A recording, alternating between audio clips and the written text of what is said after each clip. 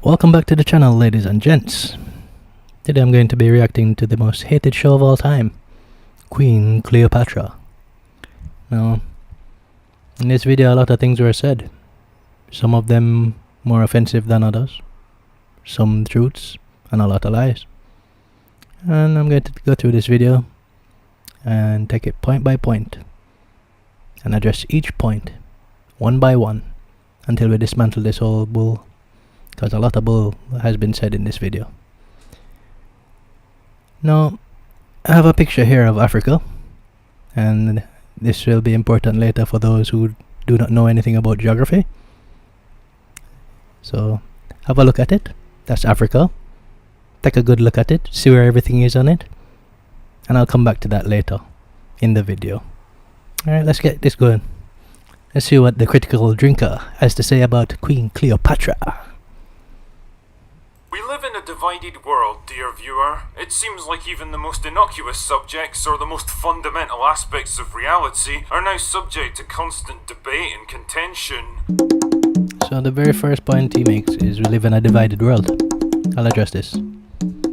Yes, we do live in a divided world, but he's not asking the question about who divided it and why they divided it.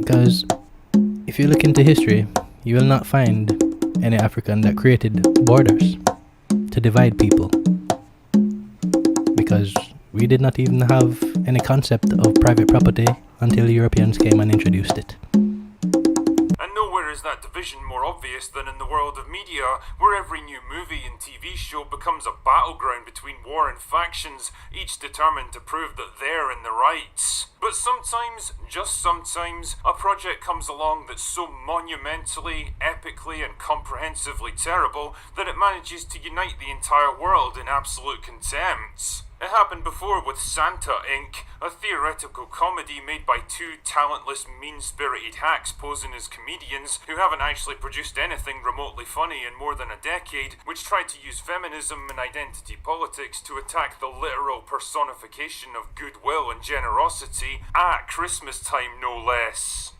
It's a bold strategy, Cotton. Let's see if it pays off for him. And it seems to be happening again with the release of Queen Cleopatra, a Netflix documentary series produced by one of the least popular actresses in Hollywood. And that's saying something, believe me, centered around female African rulers throughout history. I mean, calling it a documentary is a bit like calling Inglourious Bastards a historically accurate depiction of World War II, but don't worry, we'll get back to that soon enough. Believe that. Anyway, the show kicked up a firestorm of controversy and backlash, earned itself the lowest rating that I've ever personally seen on Rotten Tomatoes,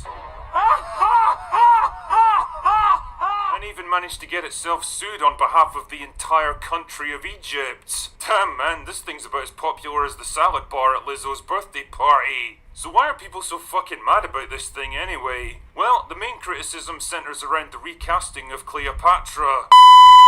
Sorry, reimagining, because I guess that's what we call it now when we blatantly try to rewrite verified historical facts to suit our own 21st century narrative and gaslight anyone who calls us out on our bullshit as hateful bigots.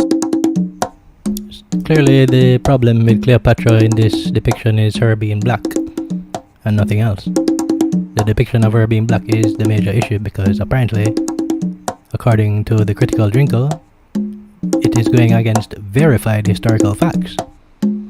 And I have to point out that there is nothing verified about those historical so-called facts. And I will address that as well. I will provide evidence. I have provided my links below with the research that has been done, and I will provide books that cover the topic as well as other topics. Now, there are a couple of shows that came out depicting black characters replacing some other characters, and they got a lot of hate, which I can appreciate, and some of them do deserve it, like that Scooby-Doo one. Sure, Velma, no thanks, I can do without that one. Ariel and the Little Mermaid, that one is more debatable, because yes, it was depicted that she was white from back in the day, that is in the 80s or 90s, when we first saw that Disney movie come out.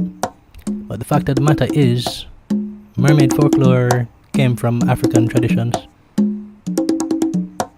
and picked up from Europeans. It was never in the imagination of Europeans until they encountered the African. Kind of like how the Woman King tried to reimagine a brutal expansionist military dictatorship who massacred entire communities and happily sold their own people into slavery as a progressive and enlightened society to be cherished and protected, and a unit of female warriors who once lost more than 500 troops to kill a grand total of 6 French soldiers as an elite fighting force that would make the Avengers shit themselves in absolute terror. I think I can smell shite. So now you want to talk about the Woman King, which don't have anything to do with Cleopatra at all. Which is bullshit, because that movie is straight up Hollywood Jewish propaganda. You want to talk about slavery? Let's talk about slavery. The fact of the matter is, chattel slavery never existed in Africa until Europeans came and introduced it. It's a different type of slavery that existed there. You could be enslaved and you could become a part of a family in Africa. But I digress. Let's see what the Dean of Jewish Scholars has to say, Jacob Radar Marcus. In 1820, over 75% of all Jewish families in Charleston, Richmond, and Savannah owned slaves, employed as domestic servants. Almost 40% of all Jewish householders in the United States owned a slave or more. There were no protests against slavery as such by Jews in the South. Very few Jews anywhere in the United States protested against chattel slavery on moral grounds. Let's see what Seymour B. Liebman has to say. The slave ships were not only owned by Jews, but were manned by Jewish crews and sailed under the Jewish command captains.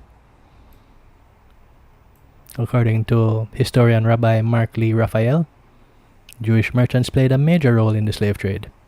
In fact, in all American colonies, whether French, British, Dutch, or Jewish, the Jewish merchants frequently dominated. Cecil Roth, another Jewish scholar, the Jews of Suriname were also foremost in the suppression of successive Negro revolts from 1690 to 1722. These, as a matter of fact, were largely directed against them as being the greatest slaveholders of the region. According to Arnold Weisneitzer, besides their important position in the sugar industry and in flax farming, the dominated slave trade, the buyers who appeared at auctions were almost always Jews. If it happened that the date of such an auction fell on a Jewish holiday, the auction had to be postponed. Now here's a list of movies that will never be made. 1. The Morant Bay Rebellion. All of the different rebellions that happened in Jamaica. The Haitian Revolution, the Haitian Rebellion from Dottie Bookman and Dessalines.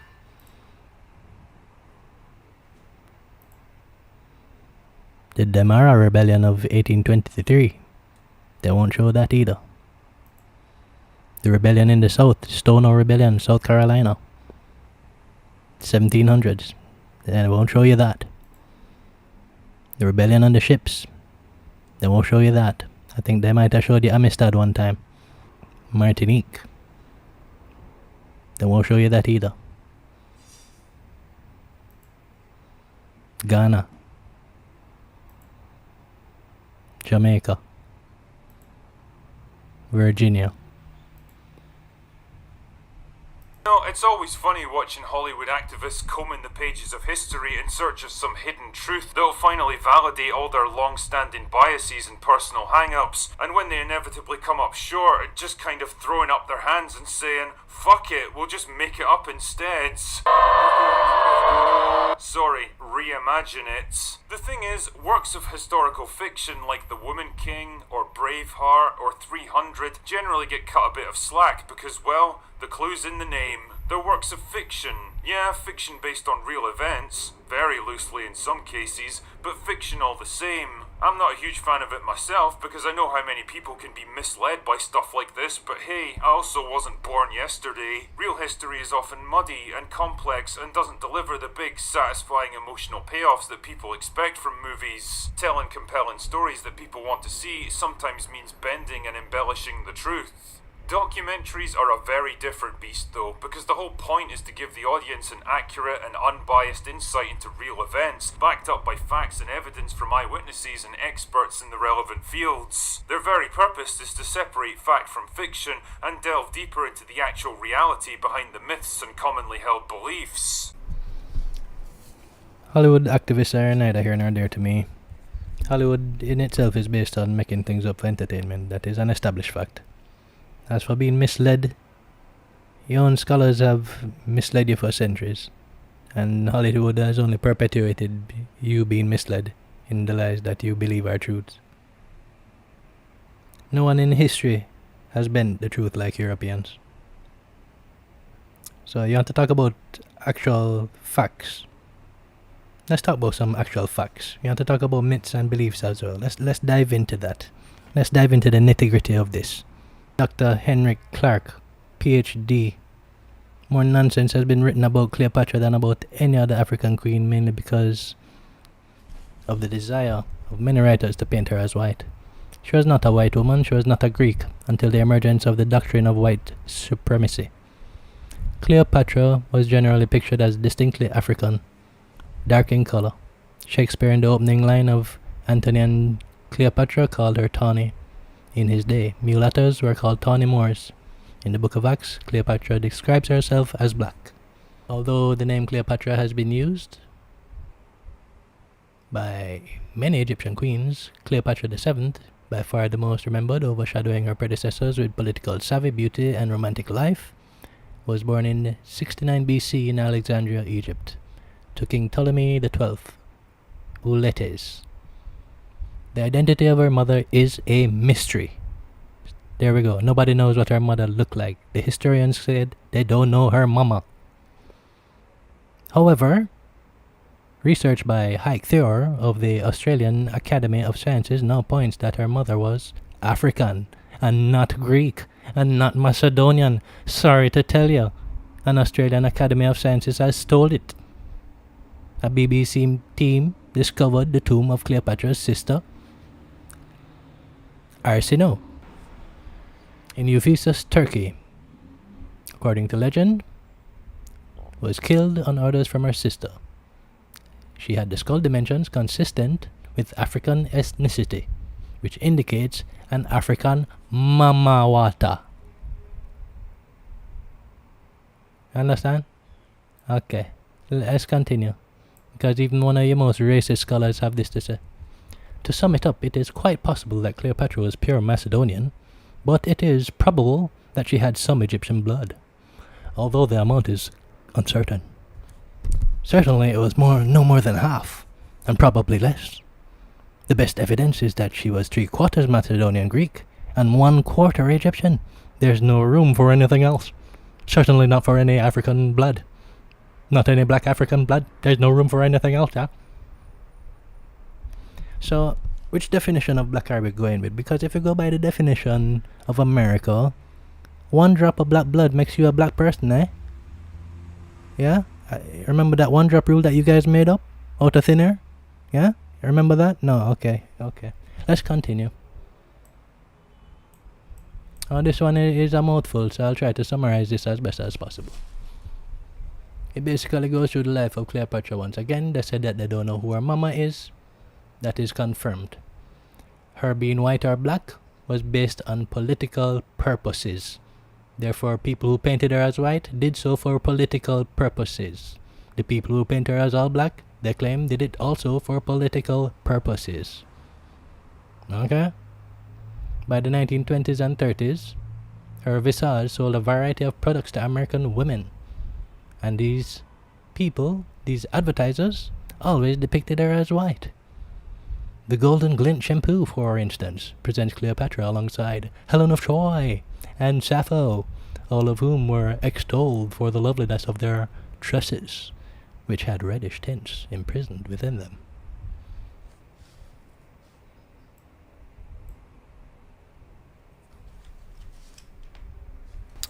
Let me break this down now. Apparently, Egyptian-inspired designs became used for luxury garments, and associations with Cleopatra continued to reaffirm whiteness, modernity, and class of the wearer. Weinbaum, in his essay Racial Masquerade, basically says that the ability to consume cosmetics, fashion, and adornments, white American women marked their modernity in the 1920s and 30s. Now, this refers to the consumative process of purchasing and putting on racial masks, as well as removing them, and the racial masquerade drawing from the prominent motif of mask in advertisement in the time. Basically, there are three layers to this masquerade: the visual, the material, and the performance. And the first is the superficial, the second is the practice of the commodity consumption of whatever it be, and the third refers to the way in which the race becomes less focused on biology during this period, and most are understood as a performance, posture, or gesture, basically a facade. Now, the racial masquerade illustrates the power of white women to engage in consumption of the other by trying on various exotic masks through cosmetics and fashion and easily shed them, ultimately demonstrating their possession of American modernity. You can read the rest if you like, but basically this goes on to say that women in the 1920s became white through repeated use of exotic signs. According to Weinbaum, the wearer's whiteness is reinforced by her distance from the other, which is visually legible. She submits that beyond the distance, the continued deployment of these exotic signs further instantiates the wearer's whiteness. The more exotic motifs one wears, the more white one becomes. So it is the dress that becomes performative, pronouncing to others her whiteness, her modernity, her status. Physically wearing these garments, white women became whiter. The form and materiality of these garments, loose-fitting styles, Egyptian motifs, with popular context of Cleopatra as a white beauty symbol, manifest the whiteness of the wearer. Indeed, material and visual culture in tandem are important catalysts of identity. In the conclusion, basically, Cleopatra was used as a political, cultural figure and painted white for modern women. And the question of her race remained potent. Now, she goes on to describe a poem. You can go ahead and read this if you like. But after the play, apparently laughter suddenly stops as Octavia warns an approaching guest. Shh. Following the exchange, the person asks, "Is Cleopatra black?" Now, this hinges on the unclear lineage, which allows her to serve as a canvas for fantasy. Representations often conflate her Near Eastern Orientalism with the spectre of primitive African blackness. Other scenes in the film play up these tropes. The opening title card featuring a nude Cleopatra, arm chained together as she lifts incense. Early on, she is abducted into the desert, bound and gagged. She is mistaken as a courtesan as she unrolls from a rug to meet Caesar. Most significant in these scenes is how white femininity transforms racialized others into power, or racialized otherness into power. So the visual culture of the time, to many Americans in the 1920s and 30s, basically said the ideal white womanhood was Cleopatra. It was not only because they assumed it was white, but also because her appealing attributes and royal status, confidence, and seduction. So painting her white only made sense. Politically. Now, although she was an exotic, her exoticism was not primitive, so to speak. It was civilized and cultured. Therefore, when we consider the performative work garments with Egyptian motifs and allusions to Cleopatra did for American women during this period, we can recognize that all aspects of new womanhood are underpinned by whiteness, which is continually reaffirmed by the wearing of these garments, by those who have the authority and privilege to purchase, consume, and dispose of them for the next style.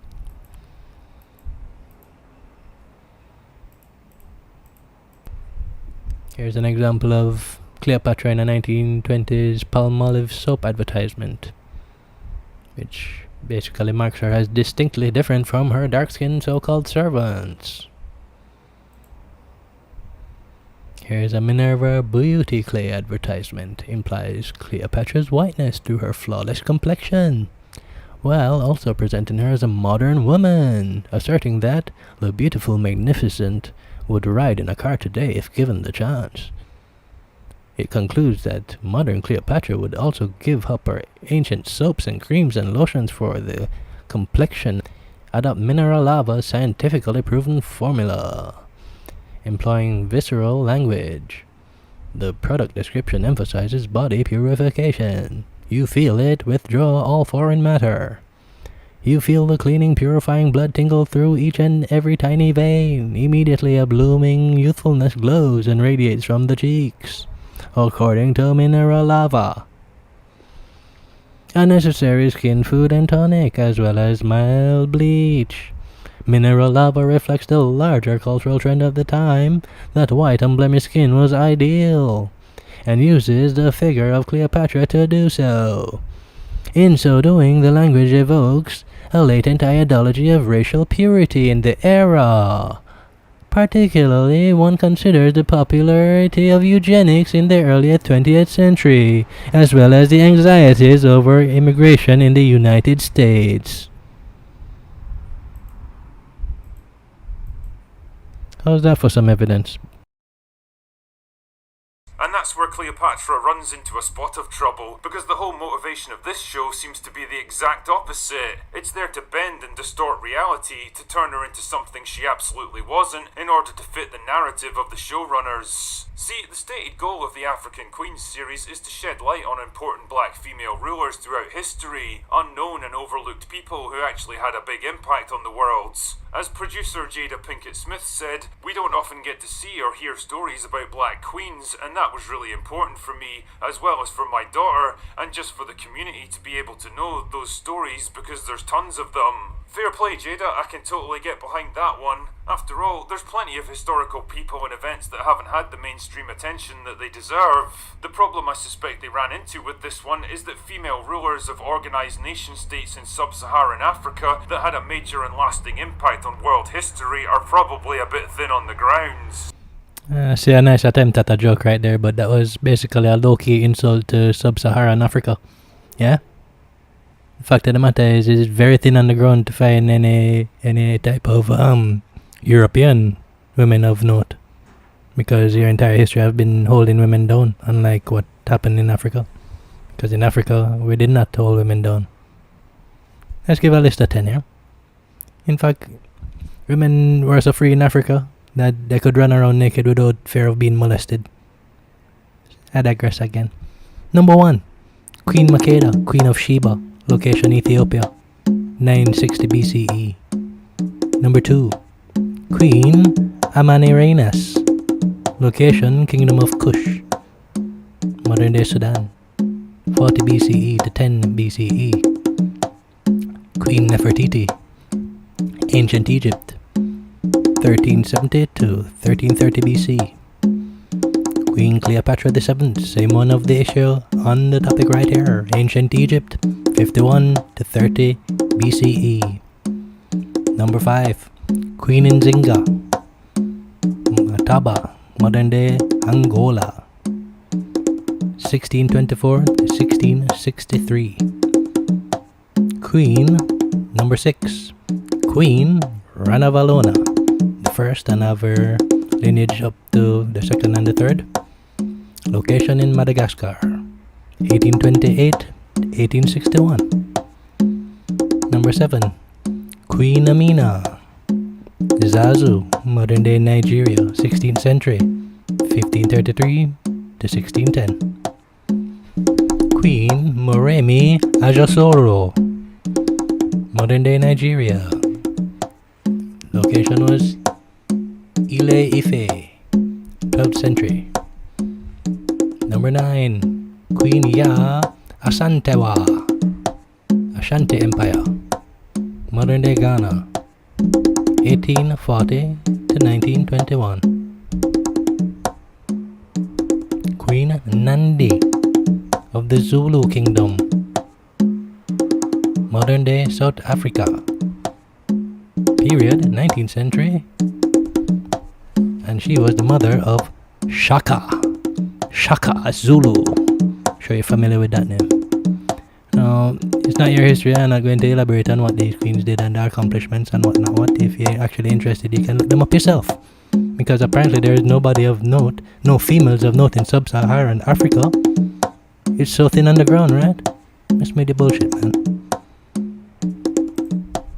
That's even funny, I haven't heard one mention of the story so far. I don't think you're even going to mention anything to do with the story because you're not interested in the story. The only thing you're interested in is that, oh my god, she's black! How could they do that? And rather than dig deeper to find more obscure figures that might not have mainstream appeal, they just decided, fuck it, we'll just take Cleopatra and make her ours now. Fuck. Because everyone knows about Cleopatra, right? She's the kind of name that'll bring your series a lot of attention. And if you can somehow convince enough people that she was actually black all along, then you'll earn yourself a lot of praise from your big friends in Hollywood. Because after all, how do we really know what Cleopatra looked like? It's not like her Macedonian Greek heritage was a well-documented matter of verified historical record, or that we have countless portraits, statues, busts, friezes, and even coins with her face on them, all depicting her with classical Greek facial features. Oh wait. But hey, maybe they've got some awesome new evidence that's just come to light, or compelling testimony from respected figures in their fields. So I guess all you have to do now is flash a couple of coins and show some painted statues white, and that's best evidence of proof, right? That's the actual fact, right? I'll tell you this, the silver tetradrachm, which was struck in Antioch sometime after 36 BC, that would be 37 BC, presents an altogether different image. Cleopatra then was about 32 years old, and Antony, if not married to the queen, had acknowledged her 2 children by him. Although it does not have the wear and tear that usually distorts the portrait of queens, the depiction is not necessarily accurate.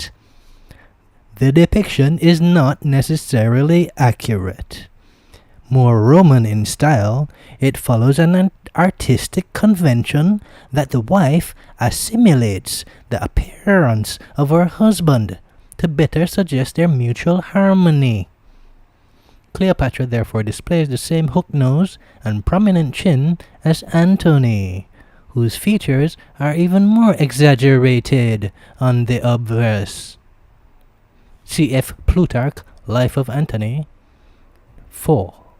Number 1, where his aquiline nose was thought to show the virile qualities particular to Hercules, from whom he claimed to be descended from.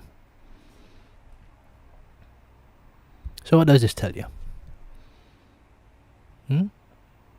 This tells you that it's an artistic convention that the wife assimilate the appearance of her husband. Therefore, the artist took the liberty of painting her that way, even though that is not actually what she looked like.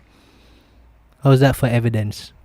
I imagine her to have curly hair like me and a similar skin colour. I remember my grandmother saying to me, I don't care what they tell you in school, Cleopatra was black. Well, if your senile old gran reckons that a Ptolemaic ruler born thousands of years before her lifetime was black, then I'm convinced. Yes, I can definitely smell shite. But it really gives you an insight into the mindset of the showrunners on this one. The childly simplistic idea that if you choose to believe in something, then it just magically becomes the truth, even if all the evidence at your disposal says the exact opposites. It's the same reason that I'm not actually 200 feet tall and made out of solid gold. Shit man, even the Egyptians have gone to war against this thing. The head of the Supreme Council for Antiquities, Mustafa Waziri, said that calling Cleopatra black would be a falsification of Egyptian history, and that Netflix is trying to stir up confusion to spread false information that the origin of Egyptian civilization is black. See, that's the problem with trying to appropriate an actual documented historical figure and pass off your bullshit wish fulfillment fantasy as a legit, unbiased documentary. You really have to provide receipts to back it up, and if the best you can come up with is My gran told me to believe a comforting lie to make me feel better about myself. Then funnily enough, people are going to push back against it. So how do you think the showrunners reacted to this backlash? Did they take this criticism on the chin, acknowledge the complaints and apologise for any offence caused? You serious? Well, not really, no. Why shouldn't Cleopatra be a melanated sister? Series director Tina Garavi asks. And why do some people need Cleopatra to be white? Her proximity to whiteness seems to give her value, and for some Egyptians it seems to really matter. No kidding, Tina. I suspect it does matter that you're trying to rewrite their own history for them and project 21st century American ideals onto something that you've got little or no understanding of. It's not just that I've directed a series that portrays Cleopatra as black, and that I've asked Egyptians to see themselves as Africans, and they're furious at me for that. I'm okay with this. Well, shit. I'm okay with this also. Let's do some geography. I told you this map of Africa would come in handy a little bit later, didn't I? As you can see, in the northeastern section of Africa, beside Libya and above Sudan, there lies Egypt. As you can see, it is connected to Africa. So, why is it so hard for the people who are now in Egypt to consider themselves to be African when they are living on the continent of Africa? Why is that? I'll answer that for you, since you seem to be lacking some common sense and any historical reference. The Persians invaded Egypt first. Europeans invaded afterward. It's been a two-pronged fight, and both of y'all are invaders. Persians are invaders, Europeans are invaders to Egypt. That is the simple bottom line of it. The only reason they keep the pyramids up is because of tourist dollars. If it wasn't for the tourist dollars, those Islamites, those Persians, would destroy everything that reminded them of Africans. I have a video on the colonization of education explaining how this was done. Well, as long as you're okay with it, then I guess that's just fine. Never mind that you've insulted the cultural heritage of more than 100 million Egyptians and turned pretty much the entire internet against you and your shitty projects. The only thing that truly matters is what you want, what makes you happy, the truth that you choose to believe. You know, I'm trying to think of a phrase that best sums up this kind of mindset. Fucking hubris. Nah, I've got nothing. So, was Cleopatra black? We don't know for sure, but we can be certain that she wasn't white like Elizabeth Taylor. We need to have a conversation with ourselves about our colorism and the internalized white supremacy that Hollywood has indoctrinated us with. Oh, come on! See, I can tell what you're trying to do here. You're trying to equate two very different things in order to deflect the entire question away from yourself. So what if my supposed documentary that claims to be based on hard scientific facts is actually wildly inaccurate nonsense with no basis in reality? This fictional movie that I saw from half a century ago was also wrong, so that makes it totally okay. No, it doesn't. John Wayne playing Genghis Khan in The Conqueror was also ridiculous Hollywood nonsense from a different era of filmmaking, but if you tried to make a factual documentary now claiming that Genghis Khan was actually a black man because we don't know for sure what he actually looked like, then you'd rightfully piss off the whole of Mongolia in the process. The point I'm making here is that nobody's buying the bullshit you're desperately trying to sell them, and you don't just get to use racism as a magical shield to deflect any criticism that comes your way. The fact is, you made something that you knew was a lie, that you tried to pass off as the truth, because you exist in the kind of bubble where everyone's fantasy becomes their own unique reality and nobody questions it,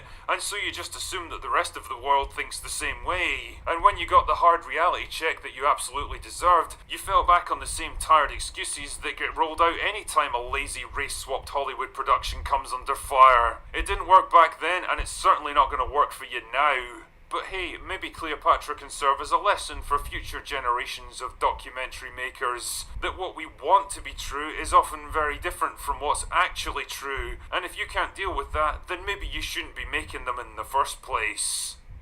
Anyway, that's all I've got for today. Go away now.